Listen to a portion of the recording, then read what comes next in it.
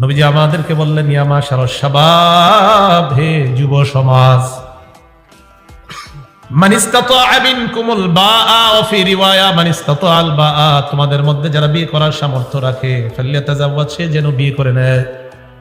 এখন আমিও বলবো, গোপালনগর যুব সমাজ যারা এখনো বিয়ে করেন নাই, সামর্থ্য থাকলে বিয়ে করেন, সামর্থ্য থাকলে বিয়ে করেন।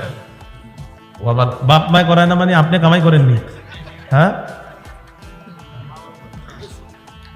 মান ইসতাতাআ মিনকুমুল বাআ, তোমাদের মধ্যে যারা বিয়ে করার সামর্থ্য রাখে সে যেন বিয়ে করে নেয়। ওয়া মান লাম ইসতাতি ফালাইহি বিস-সাওম, যাদের বিয়ে করার সামর্থ্য নাই সে যেন রোজা রাখে। কি রাখে?